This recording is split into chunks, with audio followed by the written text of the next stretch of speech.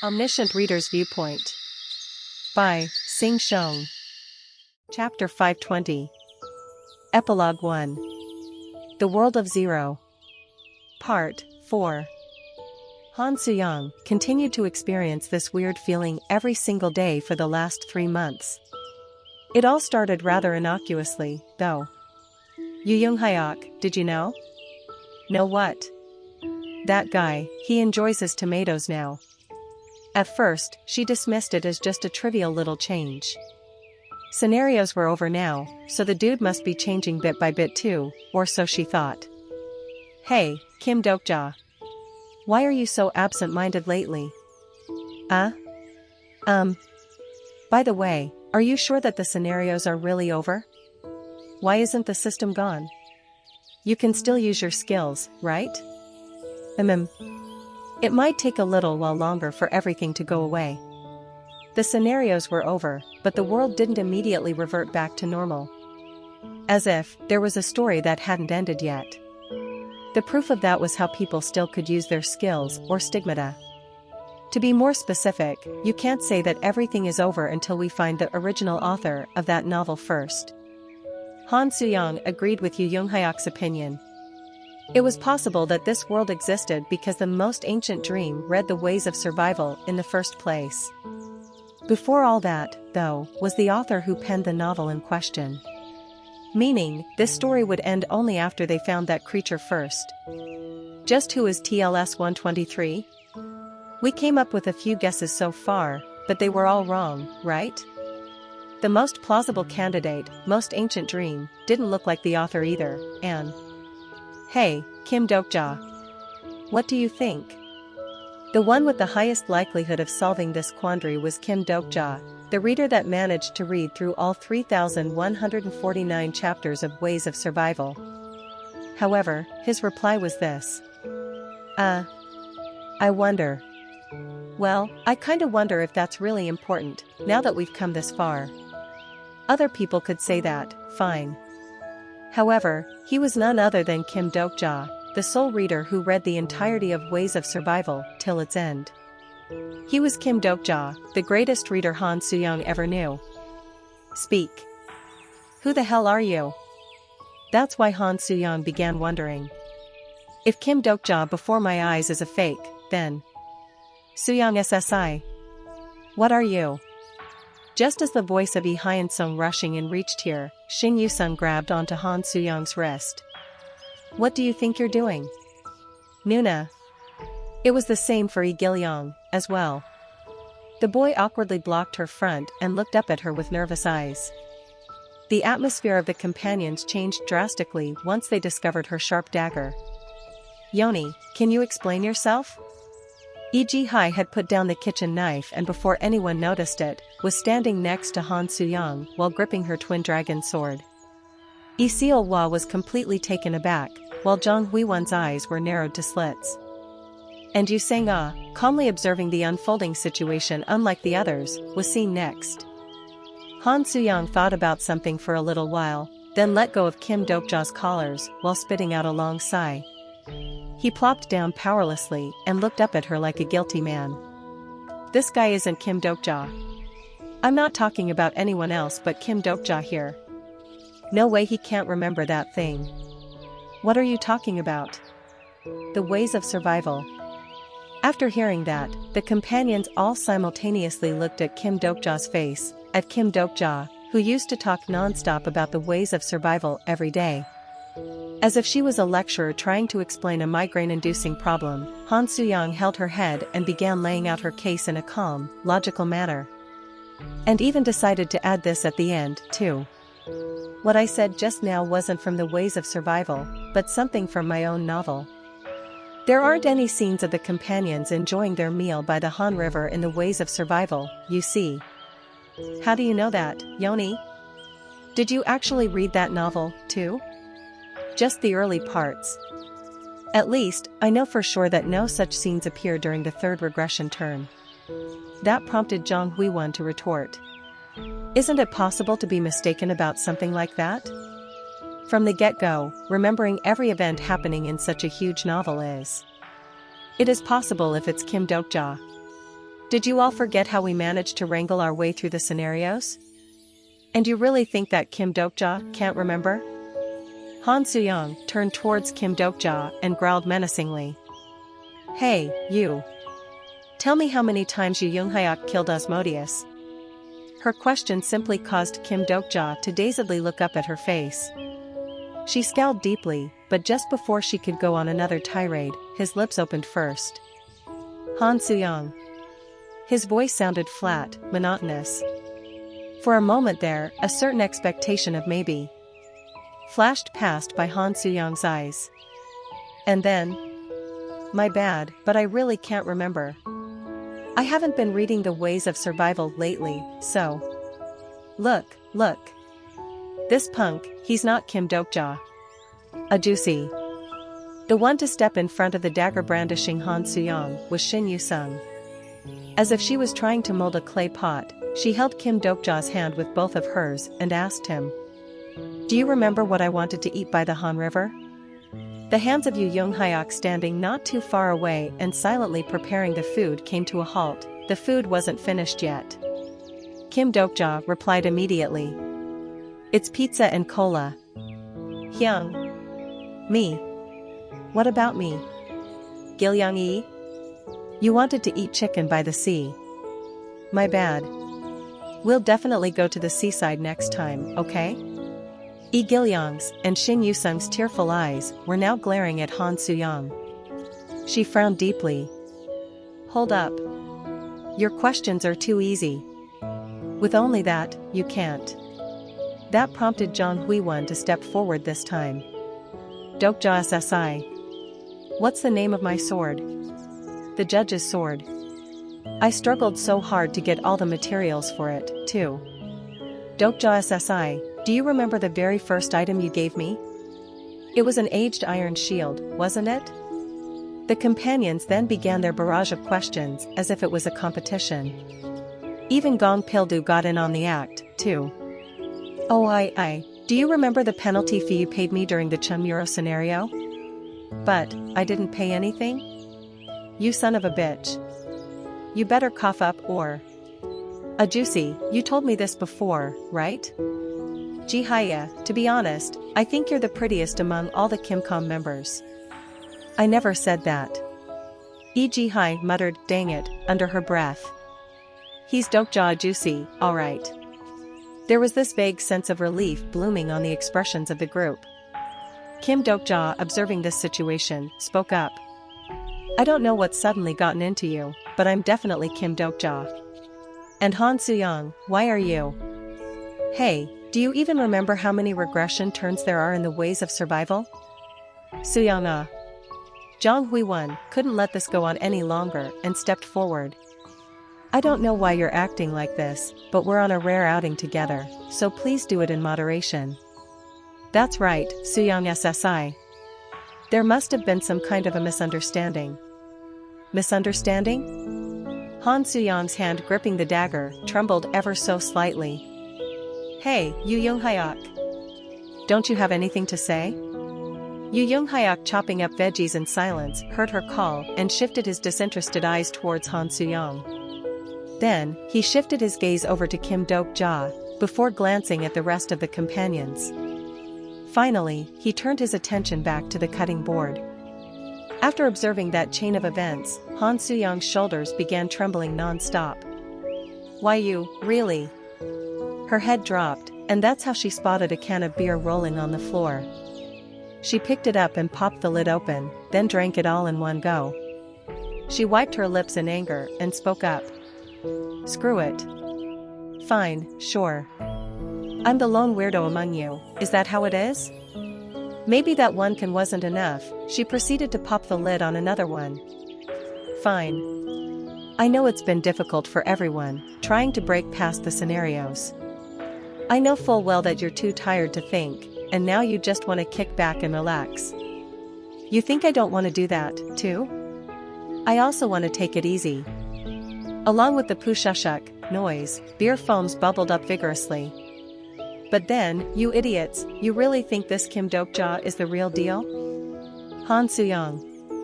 Shut up. Don't call me by my name. Her cheeks were getting somewhat flushed now. Meanwhile, the fable of predictive plagiarism was creaking into gear inside her head. It's possible that the companions are right. She's wrong, and it's totally possible that this Kim Dokja is the real thing. Han Soo-young knew, just because he failed to remember a couple of scenes from The Ways of Survival, could she really use that to argue this Kim Dokja wasn't really Kim Dokja? The current her acted too hastily. She failed to be logical. Even then, Han Soo-young couldn't stop her emotions. Even as she herself failed to understand the reason behind her own strong reaction, she continued to mutter on. The Kim Dokja I remember is. He was a man who could patiently read a boring novel filled with a ton of exposition that lasted well over 3,000 chapters. In the future, when all the scenarios have ended, I may want to get back to writing novels again. When that happens, read my novel, okay? A man who loved stories more than anyone in this whole world. Fine, fine. I'll definitely read it. But, it might be over 3,000 chapters? That's probably right up my alley, then. It might be boring, too. It's you writing it, so that's not possible, you know. Such Kim Dokja might forget about other things, but no way he'd forget about The Ways of Survival. Was this the fault of the alcohol? It felt as if the heat was gradually spreading even more inside her head. If this Kim Dokja is a fake, what does that signify? A trickery of the original author, TLS 123? Or Han Soo-young, why don't we stop there, Anne? A certain hypothesis popped up in her head as she looked at the expressions of her companions. If what the Dakibi King said was the truth, then this world was nothing more than the delusion of the most ancient dream. Meaning, this world existed because he continued to dream. But now, the most ancient dream was no more. He disappeared along with the secretive plotter, as well as the characters from the 999th turn. In that case, how can this world continue to exist? This was a truly horrifying hunch. One that should never become reality. And perhaps, a hunch that had already become their reality. The beer can in her hand fell and rolled around on the ground. Half-consumed liquor spilt out among the other similar-styled cans, also rolling around on the floor. She stared at her can, now almost empty, and muttered out in a trance-like state. What if, this Kim Dokja is an avatar? Soo-young SSI. What's suddenly gotten into you, saying stuff like, "You think I'm doing this for fun?" Her serious voice caused the expressions on several companions to change. Those that turned back all carried similar kind of looks on their faces now. Han Soo-young. The only incarnation among the group that possessed both the predictive plagiarism as well as avatar skills. It was her who took on the role of the nebula's brain whenever Kim Dokja wasn't around. And her judgment was rarely, if ever, wrong. Lee Hyun-sung slowly turned his head to stare at Kim Dokja. Next up was Jong Hui-won, followed by Lee Ji-hai. One by one, all the gazes were focusing on him now. What if Han Soo-young's words are correct? A faint crack was spreading within their minds, an opening created by a very minute suspicion. It was enough of an opening for Han Soo-young, though. Whether he's really an avatar or not, there is a simple way to find out. By the time Jong Hui-won felt the ominous foreboding, Han Soo-young was already gone from her spot. Han Soo-young. Lee Ji-hai unsheathed her sword as fast as a bolt of lightning and rushed forward, but by then, Han Soo-young was already only a few steps away from Kim Dokja. As the incredulous torrent of wind stormed in, Shin Yu-sung let out an explosion of dragon howling. Lee Gil-young's insects were wrapping around Han Soo-young's ankles like chains, while Lee Hyun-sung dashed in to cover Kim Dokja's figure. Even then, Han Soo-young didn't stop. The dude who'll get to read my novel. Strings flying out from Yu Sang-a's hand restrained Han Soo-young's waist, and Jong Hui-won belatedly making her move managed to grab hold of her target's back. But, even as all these events were going down simultaneously, Han Soo-young's dagger had already left her hand. Isn't you? Splat. The sound of something splitting up resounded out next. Chapter 521. Epilogue 1. The World of Zero. Part 5. Han Soo-young's dagger accurately brushed past Kim Dokja's shoulder. He reflexively grasped his wound. Of course, she didn't miss that. An avatar doesn't bleed. After the star stream system had weakened, even constellations began to bleed real blood rather than fables once they were wounded. So, if that Kim Dokja was the real deal, then he should start bleeding right about now. Have you really gone insane? What the hell are you doing? A juicy. Shin Yu-sung, freaking out, hurriedly approached Kim Dokja. Even Lee Hyun-sung and Lee Ji-hai, too. And, the shoulder covered up by the wobbling Kim Dokja. If what Han Soo-young said was correct, then. Very slowly, his palm left the wounded shoulder. I'm alright. Please don't worry. No one knew who sucked in their breaths first. Nevertheless, they all clearly saw it. Blood was flowing. A deeply crimson blood, no less. Han Soo-young too also witnessed it. However. Hold up.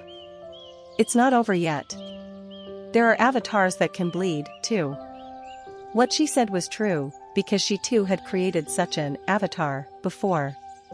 An avatar injected with lots of memories will bleed. She spotted Yu Young-hyuk in the distance, still chopping his veggies. She felt utterly annoyed by how his lips didn't even bob once, as if he couldn't see what's happening on this side. Perhaps that was why she ended up saying something she shouldn't have. We'll know once we cut off his head. An avatar will still move without a head, after all. What did you just say?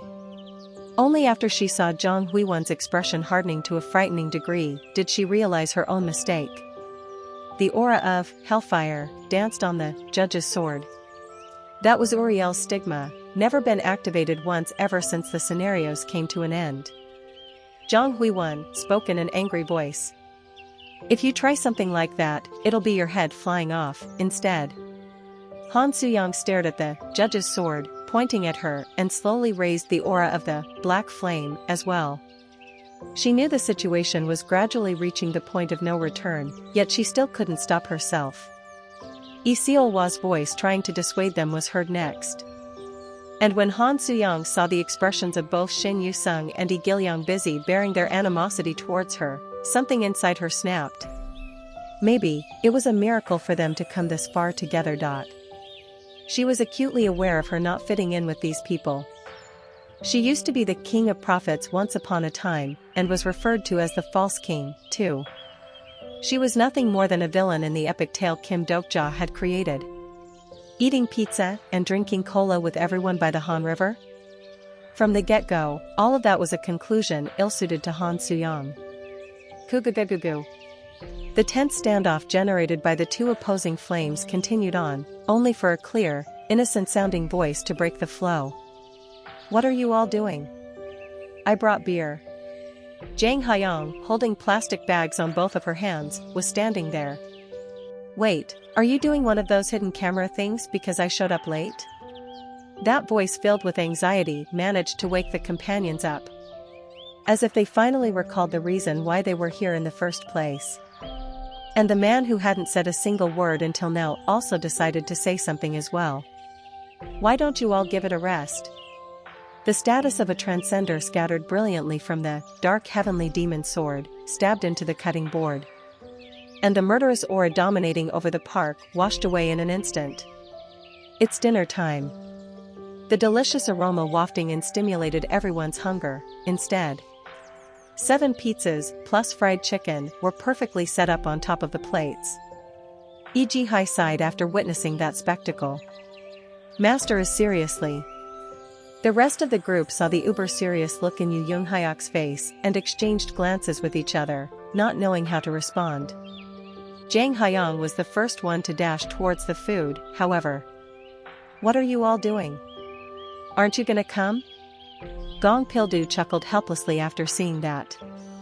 The atmosphere relaxed just a little, prompting Kim Dokja to say something. I'm fine. I also get why Soo-young-yi is getting suspicious, too. Honestly speaking, I know I've become strangely forgetful recently. It often feels like important parts of my memories have disappeared wholesale. Dokja SSI, this isn't something you can gloss over like that. Let's eat first and discuss it later. I mean, it's not every day we get Yu Young-hyuk to cook for someone, after all. Jang Hui-won frowned, but spat out a sigh nonetheless. The companions found their spots on the mat and settled down one by one. However, one person wasn't here. In the end, Jang Hui-won exploded in anger. Really, this is, Han Soo-young couldn't be seen anywhere. Asterisk. The faint sounds of fireworks going off came from the distance. Han Soo-young stared at the cold water rushing out of the tap inside the bathroom and bit down hard on her lip. I made a mistake. It wasn't like her. She couldn't figure out why she got agitated to such a degree. A thought of calming herself down and returning to explain popped up in her head, but she just didn't know from where she should start her explanation to make them accept it. From the get-go, was it appropriate to call an avatar that shared the memories a fake? The sound of vibration came from her pocket. Soo-young SSI. It was a message from Yu Sang-ah. Han Soo-young pocketed the phone again. But the device vibrated once more. Han Soo-yote. Gimme a break. That's a typo. Just as she was about to send a reply, she sensed a presence behind her. Please stop sulking and let's go back. Long, pale fingers held and gripped her shoulder tightly. Han Soo-young slapped that hand away and looked behind her. Forget it. I'll only sour the mood by showing up, anyway. That's not true. Everyone will understand. I said, forget. Do you want me to respond like this, then? Yu Sang-ah's gaze slowly transformed. Han Soo-young frowned deeply. Through the open doorway, she could see the figures of the companions in the distance. And as she watched how Yu Sang-ah stood there as if to protect that scene, a strange gut feeling suddenly brushed past her brain. Yu Sang-ah's expression back then, not even trying all that hard to stop her. Maybe, she. Once upon a time, Dokja SSI asked me this. If the cause of this world was the most ancient dream, then what would happen to the world if that guy was eliminated? Yu Sang-ah asked. What? What will happen to a world that no one looks at? Han Soo-young grabbed Yu Sang-ah's collars and shoved her against the wall. You. Spit out everything you know, now. Han Soo-young looked into the still calm eyes of Yu Sang-ah and the truth gradually dawned on her. There was a time when Yu Sang-ah acted as a librarian of the fourth wall. She was the only one among the companions to actually enter inside Kim Dokja. What exactly did she see inside that library filled with countless books? Spit it out. You saw something in there. That idiot, just what was he thinking about? Why didn't you try to stop me? Why, when the situation was getting? Because I don't have the right to do so. For the first time ever, Han Soo-young's mouth was shut tight after she heard Yu Sang-ah's reply. Protecting the world by dividing himself in half. One becomes the reader watching over the world, while the other becomes its character. Han Soo-young also knew. She knew that maybe, that Kim Dokja bled because of that very reason. She knew that, on that day when everyone was freed from the scenario, maybe the other side of Kim Dokja was still riding on the subway, on that day, when she looked back, and Yu Young-hyuk also looked back. Maybe, Kim Dokja remaining inside the train was still watching them. If that was the choice of a man who knew this world better than anyone, then, how can you even say that? The pair of trembling hands were tightening around Yu Sang-ah's collars even further. But she lightly raised her own hand and grabbed hold of those shaking hands, belonging to her captor. This is the choice of a person called myself. You, Kim Dokja, you're all the same. Soo-young-ah. Do you really believe that other companions don't know what's going on? Han Soo-young felt like she got punched in the head. Dokja SSI who doesn't talk about the ways of survival anymore. Do you really think others don't find that strange? Really? In that case. Most of the memories we share together, Kim Dokja SSI over there has it. The companions sitting on the mat and chatting away could be seen. Figures of Jang Hui-won smiling brightly, while Lee Hyun-sung was pouring beer. drunk Gong Pildu was singing, while Isiolwa was clapping her hands. Jang Hyang stood up from her spot and noisily yapped on with an exaggerated voice. So, back in the demon world. The Kim Dokja, they remembered, was different from people to people. If Kim Dokja was a reader to Han Suyang, then to Shin Yusung and Lee Gilyong, he was the parent. To Lee Hyun Sung, he was the spent cartridge, and to Yu Sang-ah, the work colleague.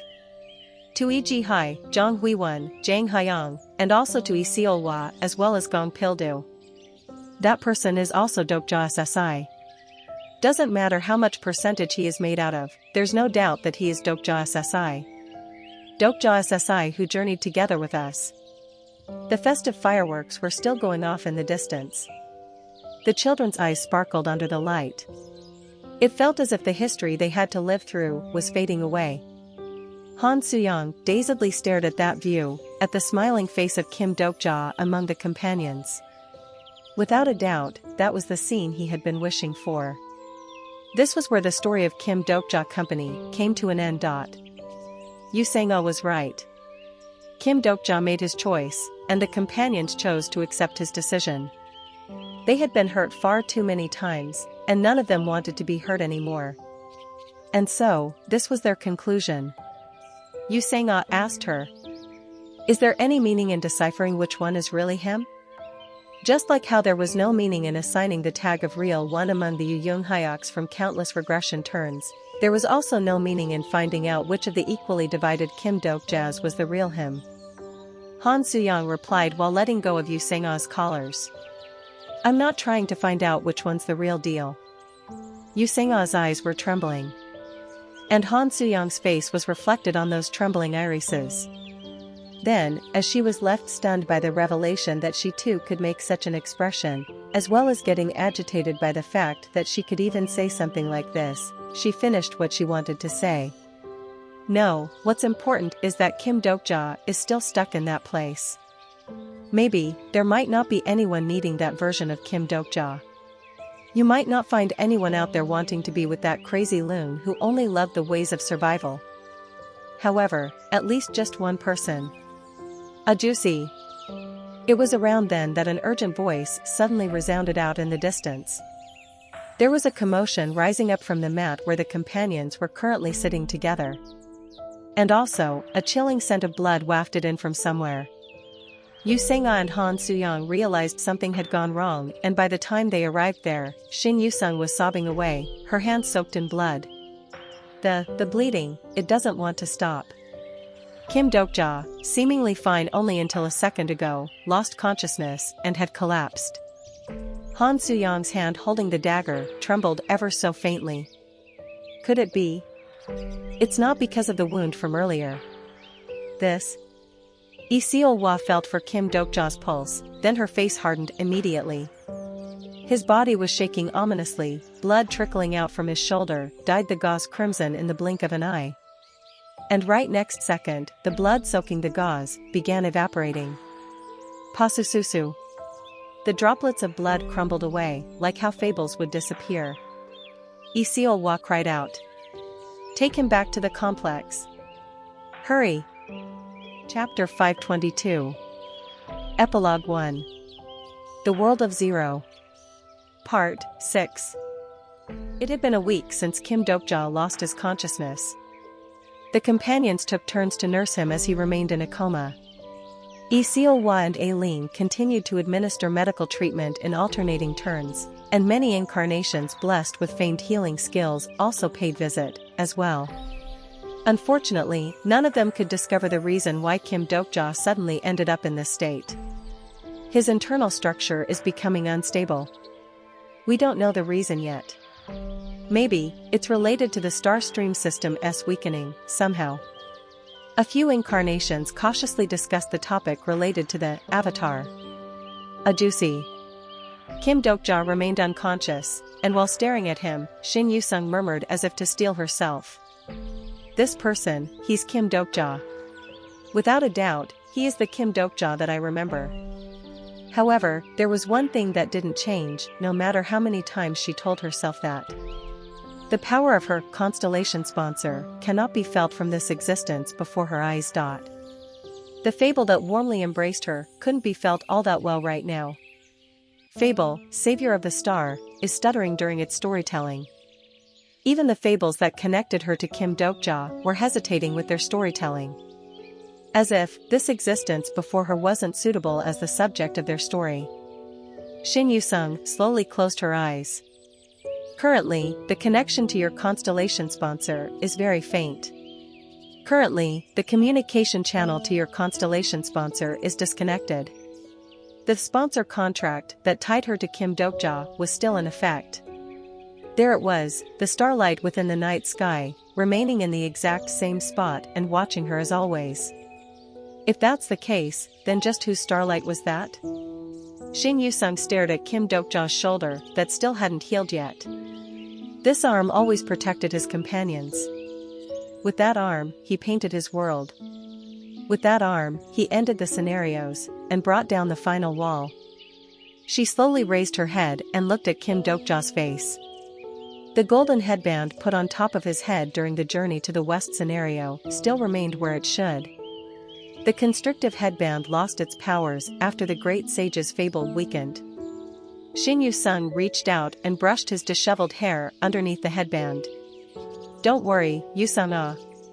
Kim Dokja kept his promise. The PC bang she wanted to go together. Pizzas and cola she wanted to enjoy by the Han River. Inside those fantasy-like moments, Kim Dokja was definitely there. They were gentle, tender moments that a person sacrificed all of his life to bring to reality. She didn't want to deny this conclusion that they only managed to reach through such a long, arduous journey. Shin Yusung buried her face on the bed and sobbed, until the fatigue sent her into dreamland. Someone opened the quiet hospital room's door and entered inside. Hey, it's time to cha. Lee Gilyong, entering the room, discovered the sleeping figure of Shin Yusung and promptly shut his mouth. He lightly dusted the thin blanket next to the chair and covered her shoulders with it. Then, he settled down on the other side of the bed. Dokja Hyung. He carefully tucked Kim Dokja's hand that slipped outside the bed under the duvet. It was a hand full of scars. It was also the same hand that gave a certain boy his grasshopper once upon a time. There was a time when Kim Dokja was like a god to the boy. Lee Gilyong stared at Kim Dokja for a long, long time before softly muttering out. Hyung, you're still you, right? He sighed deeply and slowly stood up to open up the room's curtains. There were truly many people walking on the streets outside. People that Kim Dokja had saved. This was the world that he had protected. Lee Gilyong sat near the window and silently counted the number of passers-by for a long while. Asterisk. That stupid idiot. If you were going to make an avatar, you should have done it properly. The grumbling Han Soo-young was walking inside the industrial complex. It had been one whole week since Kim Dokja had collapsed. She had come to a conclusion in the meantime. I can't expect any help from the companions. Yu Sang-ah was right, this Kim Dokja, and the Kim Dokja she missed, were both Kim Dokja. Meaning, this was the true ending he had been wishing for, and everything would be fine if the companions decided to accept it. However, it was possible for at least one person to have a differing opinion about it. Hey, shorty. What is it, Black Flame Dragon Ajuma? Where's your oppa right now? Don't feel like telling you, though? You little. Yumiya quickly ran away and hid between the narrow alleyways. She was so unbelievably fast that by the time Han Soo-young got there, that little kid was already long gone without a trace. However, Yu Young-hyuk must have been nearby, considering his little sister was around here. And so, how long did she continue to walk afterwards? An unfamiliar noticeboard appeared before her eyes. Kaixonix District. A residential area set up on the western sections of the complex was here. The antique architectural style reminded her of the medieval fantasy setting. She only heard about this place from Lee Soo-jaeon, but now that she had witnessed the view of this rather unexpectedly well-thought-out cityscape, Han Soo-young couldn't help but be impressed. Just as she began thinking that it'd not be so bad to sightsee since she was searching for that fool anyway. Suyang. An unexpected person found her first. Yuri? Asterisk. You've been living here? For a while now. I know you've been busy, but still, I'm a little sad that you only came to visit today. You totally sound like a Korean, you know that? Han Suyang was really glad to see Yuri sipping tea before her eyes like this. Yuri de Aristel. Back in the Coincidental archipelago, Han Suyang took possession of this woman and carried out the scenario. Now that she looked back, so many things happened back in Coincidental. She wasted decades waiting for that stinking Kim Dokja, for instance. And, by the way, who were you trying to find here? Was it me, perhaps? I'm sorry. It's not, but... TCH. In that case? Han Suyang briefly explained her situation, and Yuri clapped her hands if she understood. Ah, you meant your fiancé? My fiancé? Han Suyang thought about something for a bit, before her expression crumpled. Now that she looked back some more, didn't she almost get married to that guy? Yuri asked in a teasing tone. By the way, which one do you really prefer? My personal preference is the shorter. Never mind that. You know where Yu Young Hyuk is right now? Is that your preference? Please just answer the question. If it's that idiot. That idiot? Well, what good timing. There he is. A huge shadow ran past the cafe's window with a whoosh. Han Suyang hurriedly shot up and rushed outside the cafe. Hey, what about the bill? Sorry. I'll get it next time. She spotted the figure running up ahead. It was Yu Young Hyuk kid out in a tracksuit, currently running through the industrial complex while maintaining a constant speed. She heard the complex's residents murmuring to each other nearby. He's running again, that guy. Why does he stupidly keep doing that, when you can just use your skills? It's already been 3 months. This was her first time hearing that. Han Suyang gave chase, and studied Yu Young Hyuk's back while doing so. It was as the residents said, he was moving with his own muscles without using any skills whatsoever. She lightly sucked in her breath, activated her skill, and reached next to Yu Young Hyuk. What are you doing? The running man, soaked from head to toe in sweat, glanced at her before returning his gaze back to the road. Are you going to enter a marathon or something? But then again, even you would need to find a job in this new world, so... Her provocation failed to elicit a reply from Yu Young Hyuk. Just as she began wondering what to say next to get a response from this stubborn fool, people they brushed by could be heard muttering to themselves. Look at that, another idiot showed up. These morons, seriously now. Just as Han Suyang was about to give them a piece of her mind, Yu Young Hyuk opened his mouth first. I'm running, because I want to. Why? You feeling frustrated too? He didn't reply. Instead, a very faint shadow was cast over his expression. She couldn't fully understand the meaning behind his current expression, but it still felt like she could get it just a little. How much of that novel did you say you've read?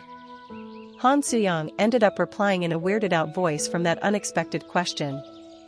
She didn't think Yu Young Hyuk would ever ask her about that. Just a bit in the beginning part. What kind of a person was I originally in that world? For instance, during the 0th turn or the first turn. What rubbish are you on about? Why are you asking me that, anyway? For some reason, I can't seem to remember the past all that well. That was the first time she heard this. You can't remember?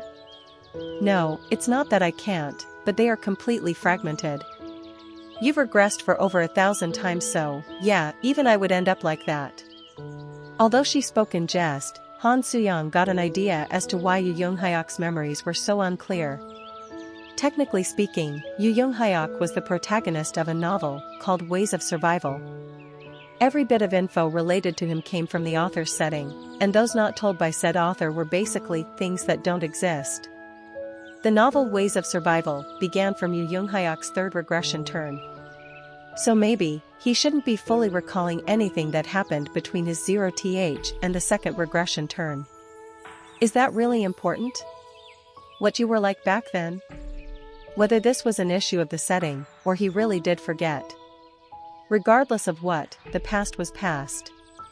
That might sound like a rather obvious thing to say, but she still wanted to tell him that the truly important thing wasn't the past but the future about to take place. However, Yu Young-hyuk replied like this first. It is important to me. He continued to maintain a constant breathing pattern. Han Soo-young watched him force his body to its limits without the help of any of his skills, and got this feeling that she finally gained clarity on something. Yu Young-hyuk is someone who can clear the scenario the best in this world. Paradoxically, the conquering king who could clear the scenarios far better than anyone lost his usefulness after the scenarios ended. So, in this world where the scenarios were over, just what had become of Yu Young-hyuk? Han Soo-young's lips bobbed up and down several times. You probably were Yu Young-hyuk even then. Yu Young-hyuk, who'd become the regressor. This was all she could do, returning what he said in the past back to him in full. And in order to change the topic, she quickly followed that up with something else. Besides that, I have something to say to you. Maybe you know this already, but this world line's Kim Dokja is. He's an avatar. I already know. So, he did know. Han Soo-young was about to make a retort, but clamped her mouth shut, instead. Getting this far wasn't the issue. No, now that she was here, her lips didn't want to part all that easily at all. Was it okay to suggest to this Yu Young-hyuk that they should go and rescue Kim Dokja, the one that still remembered the ways of survival? She didn't know the answer to that, and could only swallow back the words circling around on the tip of her tongue. Unexpectedly, it was he who opened his mouth first. If you want to rescue him, then you need to get to the subway beyond the final wall. The problem with that is you can never reach there through the regular methods of crossing the world lines. Han Soo-young was surprised for a second there, but still managed to reply quickly enough. If we open the final wall one more time, we can go there. We need to gather the fragments to open the door, though. And looks like we already have one of the fragments. That's what Han Soo-young said. Even she could more or less hear the fourth wall's intermittent messages nowadays. These texts butted in irregularly as if to explain the world. Perhaps they were sentences currently being recorded on the fourth wall that this world line's Kim Dokja possessed. The issue is with the other fragments. The wall that decides samsara Yu Sang I used to possess. The wall that divides good and evil Zhang Huiwen and Yi Gilyang used to possess. And finally, the wall of impossible communication Zhang Haiyang used to possess. Those walls were used up while opening the final wall. There must have been a way to get them back, but the current Han Soo-young couldn't think of one. Han Soo-young. What now? This is the third lap. Third lap? Only after hearing that did she realize that the same exact scenery as earlier was laid out before her eyes. It was the sight she encountered when stepping foot in this district for the first time. They had been running in a massive loop until now. What did you see? I was looking at the birds on top of the tower, said Yu Young-hyuk. Those birds always return there during this time of the day. And that cafe, it's always full around this time every day. Have you seen the clock tower back in Keixenix? Faces of different people are engraved into the second, minute, and hour hands. Your face is also there. Han Soo-young followed after Yu Young-hyuk's words and turned her head. The world as described by him was indeed right here. Maybe he had been staring at this scenery while looping around many, many times. Why are you looking at stuff like that, though? Have you finally gone insane? Han Soo-young felt that him looping alone was truly a pity and could only say that as her reply. That prompted him to say this, however. If you run one more time, Yu Young-hyuk had come to a stop even before she had noticed it, and he was now asking her. If you get a chance to run again, do you believe you can see it better the next time? Han Soo-young also came to a halt right there. Incarnation Yu Young-hyuk's stigma is emitting a faint light. In all honesty, she already knew. From a while ago, she realized what he was trying to say. However, she wanted to pretend that she had no clue, instead. Because, she thought that method was not a good one at all. The way to save Kim Dokja. The way to gather the 3 disappeared fragments again. The way that only Yu Young-hyuk could resort to. And that was to return to the world where that wall still existed. And then, to walk on the hellish landscape once more. You want to solo that crazy thing all over again? Not even she and Kim Dokja wanted that. On top of that, no matter how amazing Yu Young-hyuk was, there was no way he could, all by himself. No, it's impossible alone. His calm, collected declaration caused her eyes to blink. That's why I asked you. What did you see? The status of transcendence was rousing up from Yu Young-hyuk's rippling muscles. This transcended form that surpassed constellations was evolving once more. Incarnation Yu Young-hyuk's stigma is evolving. Han Soo-young looked back at the path she had run past and saw the tower's clock hands circling around. She could see the engraving of her own dumb-looking face on the diligently moving second hand. What would happen if she got to run on that time once more? If so, would she be able to run even better than before? Maybe, she might be able to, if she made a thorough preparation beforehand. And if she got to work together with the comrades she lived within this world, too. She looked back, only to discover the regressor that had run on that very distance countless times staring right back at her. I need your help, Han Soo-young. Stigma, regression, has acquired the possibility of group regression.